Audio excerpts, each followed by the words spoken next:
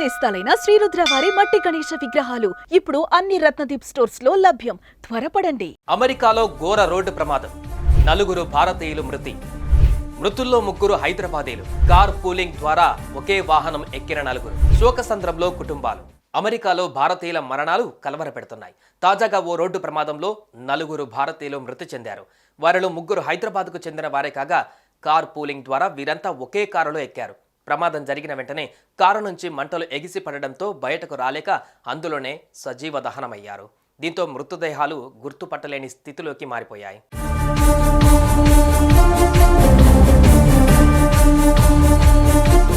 హైదరాబాద్లోని కూకట్పల్లిలో ఉన్న మ్యాక్స్ అగ్రి జెనెటిక్స్ లిమిటెడ్ సంస్థ యజమాని సుభాష్ చంద్రారెడ్డి కుమారుడు ఆర్యన్ రఘునాథ్ కోయంబత్తూరులోని అమృత విశ్వవిద్యాపీఠంలో ఇంజనీరింగ్ పూర్తి చేశాడు.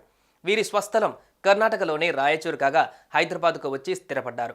ఆర్యన్ ఈ ఏడాది మేలో ఎంఎస్ కోసం అమెరికా వెళ్ళాడు. అక్కడ మాస్టర్ కంప్లీట్ చేసిన తర్వాత ఇంటికి రావాలని కుటుంబ సభ్యులు కోరగా ఓ 2 ఏళ్ల పాటు అమెరికాలో జాబ్ చేసి వస్తానన్నాడు సుభాష్. అందుకు కుటుంబ సభ్యులు కూడా అంగీకరించారు. అటు హైదరాబాద్ BHELకు చెందిన ఫారూక్ షేక్, పాలచర్ల లోకేష్ కూడా కొద్ది కాలం క్రితం అమెరికాకు వెళ్లారు. అలానే తమిళనాడుకు చెందిన దర్శిని వాసుదేవన్ కూడా మాస్టర్ నిమిత్తం అమెరికాకు వెళ్ళింది.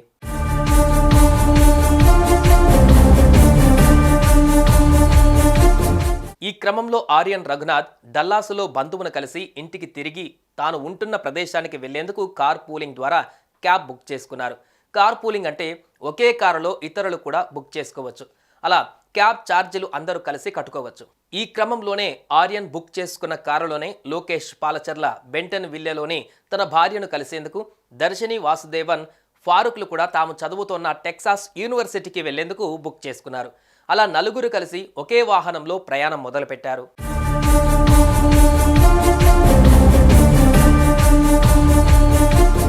ఇంతలోనే వీరి కారు అతివేగంగా కదలడం మొదలుపెట్టింది. హై స్పీడ్తో వెళ్లడంతో వీరి కారు అన్నాలోని రోడ్డు నెంబర్ 75లో మరో 5 కార్లను ఢీకొట్టింది. అనంతరం కారులో నుంచి మంటలు చెలరేగాయి. దీంతో కారులో ఉన్న వాళ్ళు బయటకు కూడా రాలేకపోయారు. దీంతో కారులోనే అందరూ సజీవ దహనమయ్యారు. మృతదేహాలు కూడా గుర్తుపట్టలేని స్థితికి చేరుకున్నాయి. ఘటనా స్థలానికి చేరుకున్న పోలీసులు మృతులంతా భారతీయులుగా గుర్తించారు. కార్ పూలింగ్ యాప్లో వీరు బుక్ చేసుకున్నారని తెలిపారు.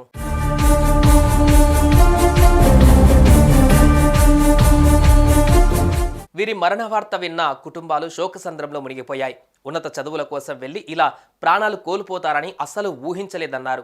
ఎలాగైనా తమ బిడ్డల మృతదేహాలను భారత్కు తీసుకురావాలని కేంద్ర ప్రభుత్వాన్ని కోరుతున్నారు.